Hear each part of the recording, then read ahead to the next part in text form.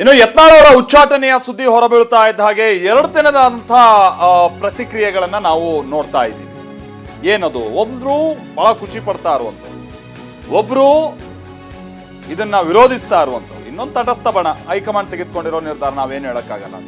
ವಿಜಯಪುರದಲ್ಲಿ ಬಿಜೆಪಿ ಕಾರ್ಯಕರ್ತರು ಸಂಭ್ರಮಾಚರಣೆ ಮಾಡ್ತಾ ಇದ್ದಾರೆ.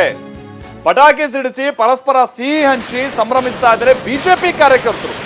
ನೋಡಿ, ಬಿಜೆಪಿಯ ಶಾಸಕ ಯತ್ನಾಳ್ ಅವ್ರು ಉಚ್ಚಾಟನೆ ಆಗಿರೋದಕ್ಕೆ ಬಿಜೆಪಿಯಲ್ಲೇ ಆ ಭಾಗದಲ್ಲಿ ಕೆಲವರು ಖುಷಿ ವ್ಯಕ್ತಪಡಿಸ್ತಾ ಇದ್ದಾರೆ. ಇದೇನು ಮುಚ್ಚಿಟ್ಟಿರೋ ಸಂಗತಿ ಅಲ್ಲ. ಹಿಂದೆ ಯತ್ನಾಳ್ ಅವರು ಕೂಡ ಬಿಜಾಪುರದ ಬಿಜೆಪಿ ವಿಚಾರಕ್ಕೆ ಸಂಬಂಧಪಟ್ಟಂಗೆ ಹಲವು ಸಂದರ್ಭದಲ್ಲಿ ಕಿಡಿಕಾರಿದ್ರು. ವಿಜಯಪುರದ ಸಂಬಂಧಪಟ್ಟಂಗಿನ ಬಿಜೆಪಿಗೆ ಸಂಬಂಧಪಟ್ಟಂಗೆ ಸೊ ಅವರೆಲ್ಲ BY ವಿಜಯೇಂದ್ರ ಅವರ ಚೇಲಾಗಳು ಈ ರೀತಿಯಾದಂಥ ಟೀಕೆಯನ್ನು ಕೂಡ ಹಿಂದೆ ಎಲ್ಲ ಮಾಡಿರುವಂಥದ್ದನ್ನು ನಾವು ನೋಡಿದ್ವಿ.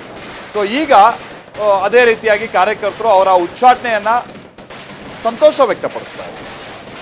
ಇದು ಕಾರ್ಯಕರ್ತರು ಮತ್ತು ಮುಖಂಡರ ಮಾತು. ಯತ್ನಾಳ್ ಅವರ ಉಚ್ಚಾಟನೆಯನ್ನ ನಾವು ಸ್ವಾಗತ ಮಾಡ್ತೀವಿ. ಬಿಜೆಪಿ ಹಿಡಿದ ಗ್ರಹಣ ಬಿಟ್ಟು